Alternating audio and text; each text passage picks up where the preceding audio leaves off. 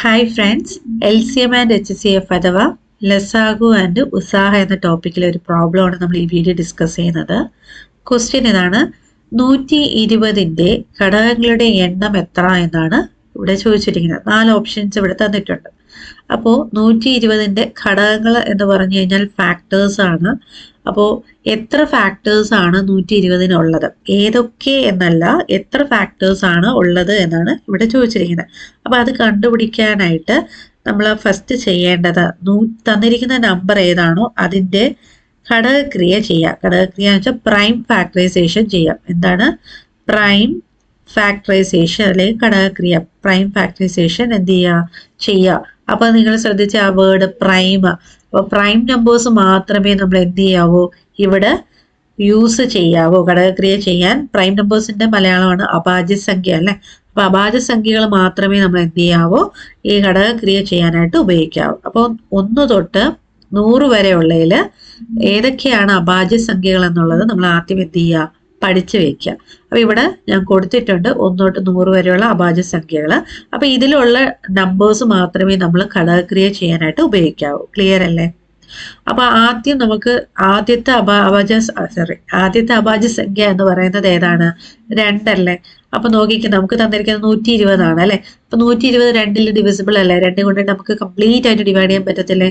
അപ്പോൾ നമുക്ക് എന്തെടുക്കാം, അല്ലെങ്കിൽ ഈവൻ നമ്പേഴ്സ് എല്ലാം 2 കൊണ്ട് എന്ത് ചെയ്യാൻ പറ്റും, കംപ്ലീറ്റ് ആയിട്ട് ഡിവൈഡ് ചെയ്യാൻ പറ്റും കേട്ടോ. അപ്പോൾ 2ൽ ചെയ്യുമ്പോൾ നമുക്ക് എത്ര വരും? 120നെ 2 കൊണ്ട് ഡിവൈഡ് ചെയ്യുക എന്ന് പറഞ്ഞാൽ 120ന്റെ പകുതി എടുക്കുക. 120ന്റെ പകുതി എത്രയാണ്? 60. ഇതുപോലെ തന്നെ 2 കൊണ്ട് ചെയ്യാൻ പറ്റത്തില്ലേ. 2 എന്ന് പറഞ്ഞ അഭാജ്യ സംഖ്യ കൊണ്ട് ചെയ്യുമ്പോഴത്തേക്കും എത്ര വരും? 60ന്റെ പകുതി 30. ഇനി വീണ്ടും 30 നമുക്ക് എന്ത് ചെയ്യാം, 2 കൊണ്ട് ചെയ്യാം. 30ന്റെ പകുതി എത്ര വരും? 15. ഇനി 15 ഒരു ഈവൻ നമ്പർ ആണോ? അല്ല. അപ്പൊ നമുക്ക് 2 കൊണ്ട് ചെയ്യാൻ പറ്റുമോ? ഇല്ല. ക്ലിയർ അല്ലേ? അപ്പൊ അടുത്ത അഭാജ്യ സംഖ്യ ഏതാണെന്ന് നോക്കുക. 3 ആണല്ലേ. 3ലും നമുക്ക് 15 ചെയ്യാം അല്ലെ. അതുപോലെ 5ലും ചെയ്യാലോ. 3ലും 5ലും ചെയ്യാൻ പറ്റുന്ന ഒരു നമ്പറാണ് 15 എന്ന് പറയുന്നത്. അപ്പൊ നിങ്ങൾക്ക് ഏത് വേണേലും എടുക്കാം കേട്ടോ.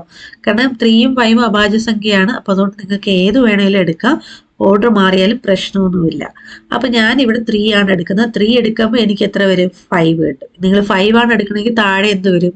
3 വരും. ഓക്കെ, അത്ര വ്യത്യാസമേ വരുള്ളൂ. കേട്ടല്ലോ. അപ്പോൾ 5 ഒരു അഭാജ്യ സംഖ്യയല്ലേ. 5 അഭാജ്യ സംഖ്യ ആയതുകൊണ്ട് നമ്മൾ എന്ത് ചെയ്യുക, ഘടകക്രിയ ഇവിടെ വെച്ച് സ്റ്റോപ്പ് ചെയ്യാം. ക്ലിയർ ആണോ? അപ്പൊ ഘടകക്രിയ കഴിഞ്ഞു. ഇനി ഇതിനെ നമ്മൾ എന്ത് ചെയ്യാം, 120നെ നമുക്ക് എങ്ങനെ എഴുതാം? 2 ഇൻറ്റു എത്ര 2 ഉണ്ടെന്ന് നോക്കിക്കേ. 1 2 3 3 2 ഉണ്ട് അല്ലേ. അപ്പൊ അതിന്റെ പവർ ഫോമിൽ എഴുതുമ്പോൾ എങ്ങനെ എഴുതാം? 2 റേസ് ടു 3.